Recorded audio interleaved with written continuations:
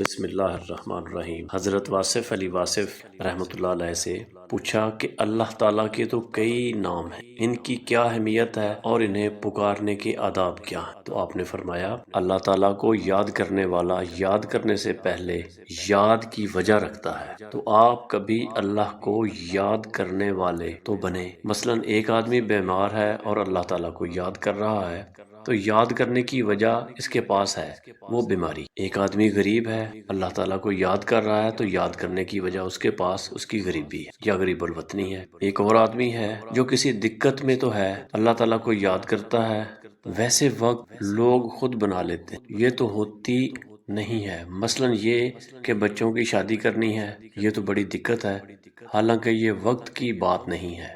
سبھی لوگ کہتے ہیں کہ وقت ہے، دعا کی جائے کہ بچوں کی شادیاں ہونی چاہیے۔ شادیاں تو سب کی ہو ہی جاتی ہیں، کیا ان کی شادی نہیں ہو گئی تھی جو اب دعا کروا رہے ہیں؟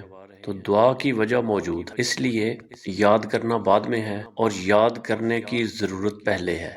یاد کرنے والا تب یاد کرنے والا بنے گا جب اس کے پاس یاد کرنے کی وجہ موجود ہو، لہذا یاد کرنے والا یاد کرنے کا اسم اپنے پاس مضبوط رکھے گا۔ یہ دیکھنا چاہیے کہ یاد کرنے والا ضرورت کی وجہ سے یاد کر رہا ہے یا محبت کی وجہ سے یاد کر رہا ہے۔ اور محبت کرنے والا اللہ تعالیٰ کو محبت میں کچھ کہہ لے جائز ہے۔ مثلا آپ خانہ کعبہ سامنے رکھتے ہیں اور اللہ کا تصور کر کے پڑھتے ہیں، کیا کبھی خانہ کعبہ بھی اللہ بنا؟ یہ تو محبت کی بات کہ وہ ایسا تصور کرتا ہے، تو گویا محبت میں جو بھی آپ پکاریں وہ جائز ہے۔ اللہ کو آپ عشق کہہ لیں، محبت کہہ لیں، حسن کہہ لیں، قوت کہہ لیں، طاقت کہہ لیں، محبت کے اندر یہ جائز۔ تو محبت والوں کا وظیفہ کچھ اور، باقی لوگوں کے لیے اللہ کو پکارنے کی وجہ ہی اس کو نام دے گی کہ کون سا نام پکارنا چاہیے۔ جس کے ہاں اولاد نہیں ہو رہی وہ خالق کو پکارے گا، جس کا وارث نہیں مل رہا وہ وارث والے خیر الوارثین کو پکارے گا۔ کسی کو خدا نخواستہ کوئی ایسی تکلیف ہو رہی ہے تو وہ توبہ کے بعد پھر گھبرا جاتا ہے تو وہ یا الباعث پکارے گا۔ جس کو من جملہ خرابیوں میں سے اچھی زندگی چاہیے وہ یا ودود کو پکارے گا۔ تو اللہ تعالیٰ کے وہ اسما جو آلریڈی موجود ہیں، ان اسما کے ساتھ ان کی صفات ہے اور ان کے ساتھ ایک واردات بھی ہے۔ کوئی ایک اسم پکارا جا سکتا ہے، اور جس اسم کو پکارنے کے لیے آپ کو کہا جائے آپ سے اس اسم کا کہے تو وہ اس اسم آپ کے لیے اسم اعظم۔ اللہ تعالیٰ کے تمام اسما ہیں جو سارے کے سارے اسم اعظم ہی ہیں، الگ الگ، لیکن جو کارگر ہو جائے وہ اسم اعظم ہے۔ تو اعظم کا ہر اسم جو اسم اعظم ہوتا ہے وہ اکبر کی ہر صفت ہی اکبر ہوتی ہے جسے ہم اللہ کہتے ہیں۔ جب ہم کہتے ہیں اللہ اکبر تو اصل میں آپ تلوار چلا رہے ہوتے ہیں یا چھری چلا رہے ہوتے ہیں۔ مطلب یہ کہ آپ جو کام اللہ کے لیے کر رہے ہیں اس پر اللہ اکبر رہتا ہے، ورنہ چھری کے ساتھ اللہ اکبر کا کوئی تعلق۔ جو اسم آپ پکاریں وہ اجازت کے ساتھ پکارنا چاہیے، یہ بات یاد رکھنی ہے۔ کہیں اللہ تعالیٰ کے اسموں کو کتاب سے پڑھ کے شروع نہ کر دینا کہ یا عزیز شروع کرو، یا حکیم شروع کرو، یا لطیف کا ورد کرو، یا خبیر، یا خیر شروع کر دو۔ ایسے پڑھتے پڑھتے کہیں آپ گم نہ ہو جاؤ، کیونکہ کہتے ہیں ہر اسم کے ساتھ اس کی اپنی زکوٰۃ ہے اور اس کی اپنی ایک فارم ہے، اس کا اپنا ایک طریقہ ہے، اس کے ساتھ اور لوازمات بھی۔ کچھ اسم جلالی ہیں، اگر گرم ذکر کیا جائے تو اس کے ساتھ کچھ نرم واقعات بھی ہوں، پھر اس میں کچھ خوراک کی بھی احتیاط ہے۔ تو اللہ تعالیٰ کے اسموں کو پکارنے کے ساتھ خوراک کا تعلق بھی، عادات کا تعلق بھی ہے۔ کچھ اسما ایسے ہیں جن کے ساتھ خاص قسم کا گوشت نہیں کھاتے جو ادروائز عام طور پر کھاتے رہتے ہیں۔ مثلا بڑا گوشت کھانے سے منع کر دیا جاتا ہے، اور کسی اسم کو پکارنے میں لہسن کھانا منع ہوتا ہے، حالانکہ یہ سب چیزیں اللہ تعالیٰ نے پیدا کی ہوئی ہیں مگر منع ہے۔ مگر کچھ ایسے اسما ہیں جن کو پکارنے کے لیے صرف لحم ہوتا ہے اور صرف طیور کا گوشت کھاتا ہے۔ کچھ اسما ایسے ہیں جنہیں پانی میں ہاتھ رکھ کے یا پاؤں رکھ کے پڑھا جاتا ہے، ورنہ اللہ تعالیٰ کی جلالت مائی کے ساتھ آپ جل جائیں گے۔ ایسے اسما پڑھنے میں قرب دریا ہوتا ہے۔ پرانے بزرگ دریاؤں کے ساتھ ذکر کرتے تھے، صبح صبح دریا کے پاس ذکر کرتے تھے، اور کچھ بزرگ دریا کے اندر بھی جاتے ہیں۔ کچھ ایسے اسما ہوتے ہیں جن کو آدھی رات میں پکار، مثلاً ہو کا ذکر، یہ نصف شب، نیم شب کے بعد ہوتا ہے۔ اللہ تعالیٰ کے کچھ اسما ایسے ہیں جو صرف ویرانوں میں پکارے جاتے ہیں۔ آبادی کے اندر کی پکار جو ہے یہ اور طرح سے ہے، اس لیے ضرورت کے وقت پکارنا۔ انسان جب قرآن کریم کی صورتیں پڑھنے لگیں اور پڑھنی شروع کر دیں تو آپ سمجھیں کہ خیریت ہے، بلکہ بہت زیادہ خیریت ہے۔ تو ہر آیت کا مفہوم الگ ہے، ہر اسم کا ایک مفہوم ہے، اس کا الگ گریڈ ہے اور الگ فارم ہے، الگ بندشیں ہیں اور الگ خوراک ہے۔ کچھ ایسے اسما ہیں جن کے ساتھ مسلسل خیرات کرنی پڑتی ہے۔ پہلے دن ایک ریج الوقت مکہ خیرات کرتے ہیں، پھر بڑھاتے جاتے ہیں حتیٰ کہ اس اسم کے عدد کے برابر آ جائے۔ تو آپ کو معلوم ہوگا کہ کسی بندے کو اللہ تعالیٰ کا نام پکارنے کے لیے کیا کیا پابندیاں کرنی پڑتی ہیں۔ ایک سوال یہ ہے کہ اللہ کو جب پکارتے ہیں تو کیا سارے لوگ اللہ ہی کہیں، یا کچھ لوگ جو ہیں یا وہاب کہیں یا کوئی اور اسم پکاریں؟ آپ اللہ کریم کا جو نام پکارتے ہیں یہ صرف ضرورت کے وقت پکار، تو صرف ضرورت کے ہی مطابق یہ اسم ہونا چاہیے۔ جو آدمی خدا نخواستہ کسی گناہ میں پکار رہا ہے یا اللہ معافی دو، تو وہ معافی کرنے والے اسم کو پکارے، یا رحیم کو پکارے یا رحمان کو پکارے، اور یا قہار کو نہ پکارے۔ یا قہار بھی اللہ تعالیٰ کا ہی اسم ہے، یہ پکار بھی لے مگر اس کا مطلب کچھ اور ہے۔ یا قہار اس وقت پکارا جاتا ہے جب دشمن بلا سبب ظالم ہو جائے۔ دشمن کے ساتھ جھگڑا، اس میں دشمن ظالم نہیں کہلاتا کیونکہ یہ تو مقابلہ ہے جو ہونا چاہیے، لیکن جب دشمن ظالم ہو جائے، کوئی طاقتور آدمی ظالم ہو جائے، تو پھر یا قہار کو پکارا جاتا ہے۔ یا قہار ذرا جلوہ دکھا اپنی قوت کا۔ اس لیے اللہ تعالیٰ کے نام کو پکارنے کے لیے پہلی بات یہ ہے کہ آپ کی ضرورت کیا ہے، پھر اس ضرورت کے بعد اللہ تعالیٰ کا وہ اسم پوچھیں کہ کون سا اسم آپ کو پکارنا چاہیے، پھر آپ کو بتانے والے بتائیں گے کہ یہ اسم پکاریں۔ میں یہ بتا رہا ہوں کہ ہر قسم کے اسم کے ساتھ یہ ایک قربانی یا سیکریفائس دیتی ہے، اور اس کے اعداد نکالنے ہوتے ہیں۔ اعداد کیا ہوتے ہیں؟ ابجد کا ایک علم ہے، اس اسم کے اعداد نکالنے پڑتے ہیں۔ آپ کو اگر یہ وظیفہ ملا کہ یا نور پکارو، تو یا نور کے اعداد جمع کر لیں، جتنے بھی اس کے اعداد بنتے ہیں اس کے مطابق خیرات شروع کر دیں، جتنی بھی آپ کر سکیں۔ اس خیرات کو ایک سے شروع کر کے بڑھاتے جائیں حتیٰ کہ وہ عدد آ جائے جو اسم کا عدد ہے۔ کوئی اسم ایسا نہیں جس کو آپ مستقل طور پر پکارتے جائیں، جو آپ کے حالات بدلتے جاتے ہیں اسی طرح اسم الہی بھی آپ کے لیے بدلتے جاتے ہیں۔ مقصد یہ ہے کہ یہ ساتھ ساتھ آپ کو بتایا جاتا ہے کہ یہ کرو اور وہ کرو، حتیٰ کہ عام طور پر 99 کے 99 اسما کا ورد آپ کو کرا دیا جاتا ہے۔ اس میں ضروری بات یہ ہے کہ وہ اسم پکارے جیسی ضرورت ہو یا جیسا بتایا جائے، اور اس اسم کو اس کے آداب کے مطابق پکارے۔ ایک اور جگہ پر ایک اور بات بتائی گئی ہے، اگر 99 آدمی کھڑے ہیں یا بیٹھے ہیں اور ہر آدمی ایک ایک اسم کا عامل ہو، قاری ہو، یعنی اس نے وظیفہ کیا ہوا ہو، وہ سارے ایک جگہ بیٹھیں تو دشمن کے خلاف مکمل قوت بن سکتی ہے، اور اپنے ملک کے لیے، اپنے وطن کے لیے مکمل مظہر الہ صورت بن سکتی ہے۔ اللہ ایک ایسا نام ہے جو ذاتی ہے، باقی سب نام صفاتی ہیں۔ لفظ اللہ کیا ہے؟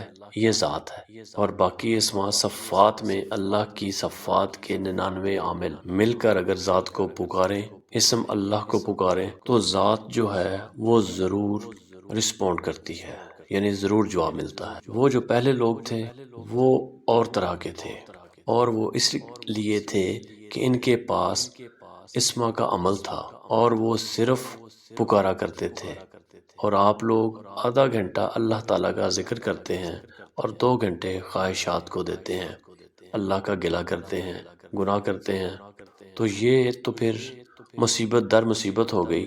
اس لیے کہتے ہیں کہ اللہ نے میری بات نہیں سنی۔ اگر اللہ آپ کی بات سنتا تو آپ کے کہنے پر 2-4 بندے ویسے ہی مار دیتا، کیونکہ وہ لوگ آپ کے دشمن ہیں۔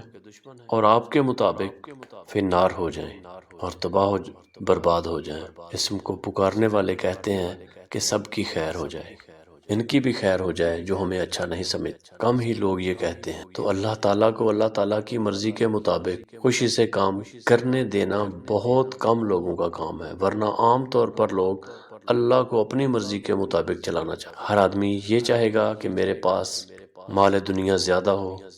اگر یہ بتا دیا جائے کہ اللہ غریبوں پر زیادہ راضی ہوتا ہے تو پھر بھی کم لوگ یہ کہیں گے کہ یا اللہ تو راضی ہونے کے لیے مجھے بھی غریب کر دے، بلکہ وہ کہیں گے کہ یا اللہ تو راضی رہ اور پیسے بھی دیتا جا۔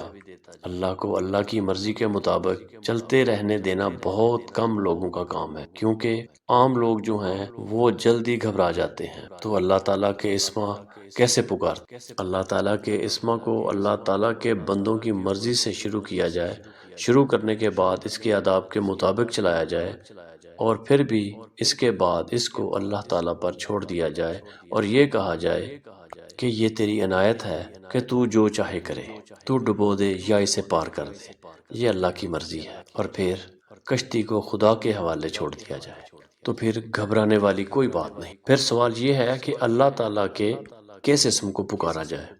اب یہاں کچھ لوگ کہتے ہیں کہ اپنے نام کے اعداد اکٹھے کریں، فرض کریں کہ آپ کے نام کے اعداد 421 ہوں تو آپس میں ان اعداد کو جمع کر لیں تو یہ 7 ہو جائیں۔ اسی طرح اللہ تعالیٰ کے اسما، ان میں سے ہر اسم کا عدد نکل آئے گا تو اللہ تعالیٰ کے اسم جو آپ کے نام کے عدد کے ساتھ ایگری کرتا ہو، اسے ٹیلی کرتا ہے۔ اس اسم کا آپ ورد شروع کر دیں تو وہ اسم آپ کے لیے اسم اعظم ہوگا۔ کچھ لوگ کہتے ہیں کہ یہ ضروری نہیں ہے، یہ وظیفہ دینے والے اور تویز لکھنے والوں کی طرف سے ایسی ہی باتیں بنائی گئی ہیں، مگر اللہ تعالیٰ کا ذکر چلتا رہے گا، اس کا کوئی نہ کوئی کھیل چلتا رہے گا جس میں اللہ تعالیٰ کا ذکر ہوگا۔ اللہ تعالیٰ کے جس اسم کو آپ شوق سے پکاریں گے وہ اسم اعظم بن جائے گا۔ اللہ تعالیٰ کے ہر اسم میں اسم اعظم کی ہر صفت موجود ہے۔ اگر اللہ کا اسم ہے اور اللہ تعالیٰ کی قوی ہے تو وہ قوی ہے، اس کی ہر صفت حق ہے۔